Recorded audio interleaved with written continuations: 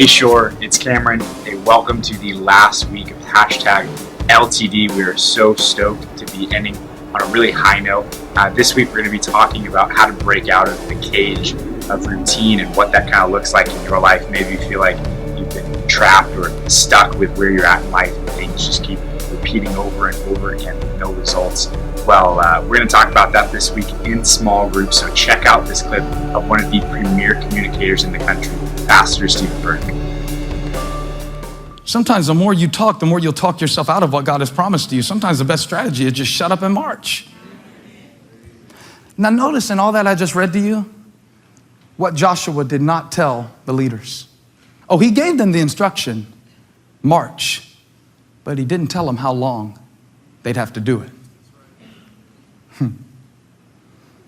Wouldn't it be nice if life would let you know how many laps you have left in your race? See, Joshua, when he set out the first day, he's got this knowledge because he had this conversation with God. He's like, 6 more days of this. But the people didn't know that. Look at verse 12. Verse 11. So he had the ark of the Lord carried around the city, circling it once. Then the army returned to camp and spent the night there. Now imagine if you were one of these soldiers, because these were trained military personnel. Imagine you coming home that night, because the women and the children didn't go on the march, just the military leaders. So, how was it today? It was all right. So who did you kill? Did you get him? Well, not exactly. I think Joshua wants us to kind of like get a vision for the city, and we're like scouting it out. We're kind of in the preseason. We're not exactly like hitting yet. We're just some spring training. So we just walked around the city today. Walked around the city. Then what? We cooled down, came home. Put the next verse up. Next verse. So on the second day, that's the one. They marched around the city once. Okay, it's one thing to march around the city one time, kind of get a feel for things, see what this is all about. But on the second day, they marched around the city once and then came back to the camp. They did this for 6 days. Second day, you come home. So, honey, how was it today? Did you kill him today, my little warrior? Come on, my big, strong warrior. Who'd you kill today? Come on, show me the picture. Well, we kind of walked again. Remember what I told you about yesterday? We kind of did that again today. 3rd day, 4th day, 5th day, 6th day. And what makes it worse is they had no idea how many days of this we have left. I hate exercise. If you like to exercise, I hate you. No, this is just honesty confession time. I know I'm supposed to love everybody, but I don't yet. Pray for me. I hate people who are so enthusiastic about their exercise. I hate it. And I do exercise because I feel like I'm supposed to, but I hate every minute of it. And I do. How many of you are like me? Come on, I need some solidarity up in here. Praise God. Let's meet at the Krispy Kreme after I'm done preaching. They can have their pull-ups. They can have their insanity. I want my waffle fries. I want my cookies and cream. Anyway, I told my workout partner one time, because he likes to do these timed exercises, but what he thinks is real cute is he doesn't tell me how much time I have left on the exercise. And I told him one day, I said, from now on, I need you to give me some mile markers while I'm exercising, because you think it's real cute to just tell me when it's over. But I need some encouragement while I'm in the middle of the exercise. I need you to tell me halfway there. Even if I'm not halfway, lie to me. I need to be lied to make it through something. Just tell me it's halfway. Just tell me what you need to tell me to keep me going for another rep. Because I can't just be doing this and not know how much longer I have left. But you know what's funny about life? Life doesn't tell you 15 more seconds. Life doesn't tell you 3 more reps. Life doesn't tell you just hang in there till the end of this year. Life doesn't tell you your breakthrough's just around the corner. So you march and you march and you walk and you walk and you wonder and you wonder, when am I gonna be done with this? I don't mind walking, but I just need to know how many laps I have left. I don't mind hanging in there. I just need to know when it's going to stop hurting like it hurts. I can keep my head up, but I just need to know where the other side is.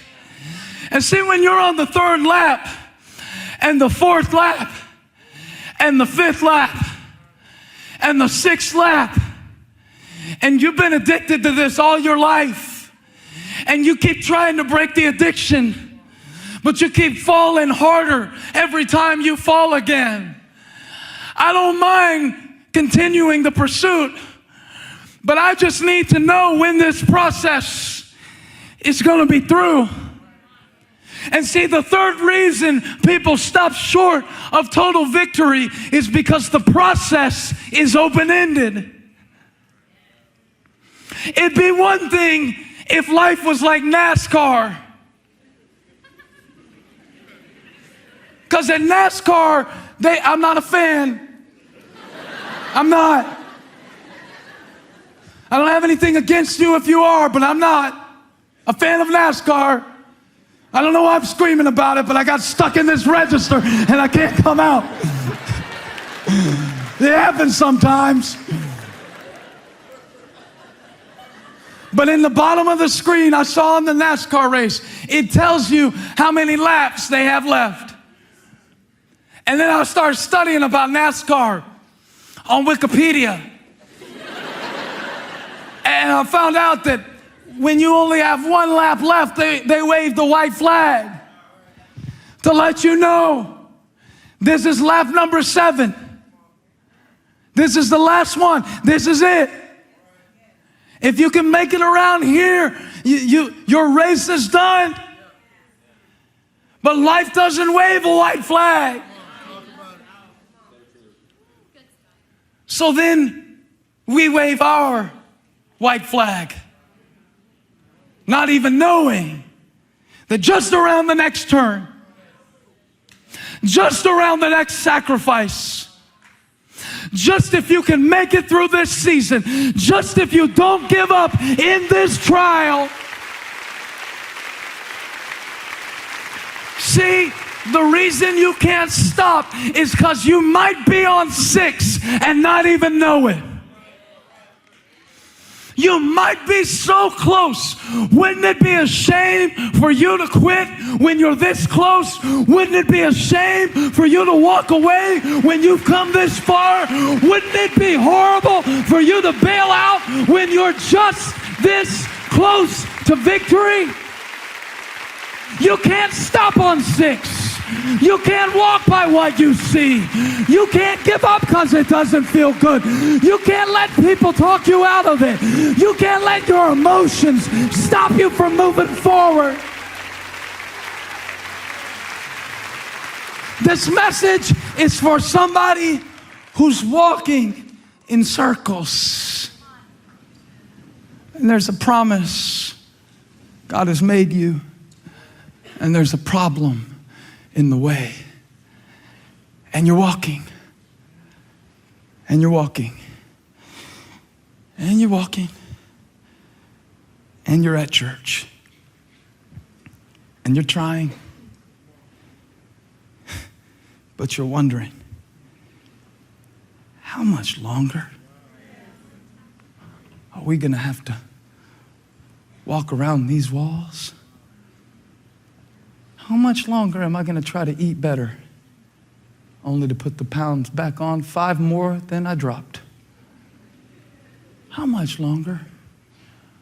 How much further? How many more nights do I have to be single? How many more friends do I have to watch get engaged? Trying to stay pure, God, but how much longer? How much longer? Because I don't mind walking.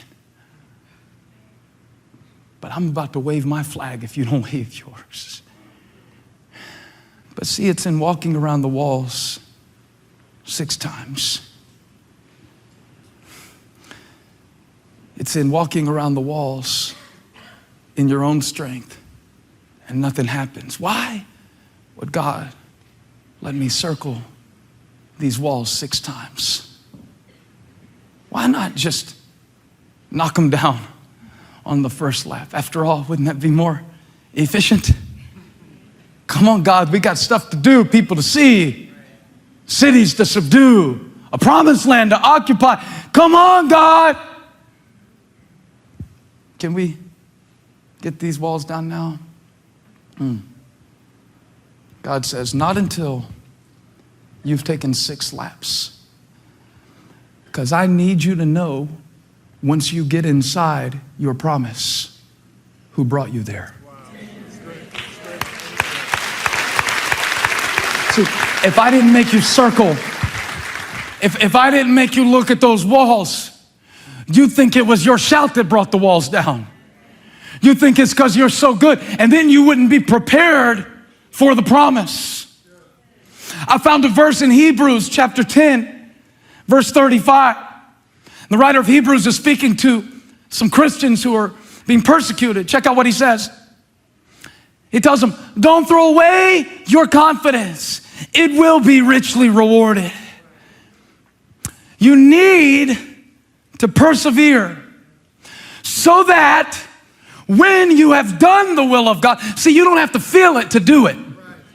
You don't have to understand it to do it. You don't even have to like it to do it. But when you have done the will of God, you need to persevere so that you will receive what He has promised. And it is in the process of circling my problem that God prepares me for the promise. He has to prepare me for what He has prepared for me. It's in circling the walls that I get strong enough to fight the battle once they fall down. So I'm not circling these walls for nothing. I need to persevere, because you never know. This might be your 7th lap.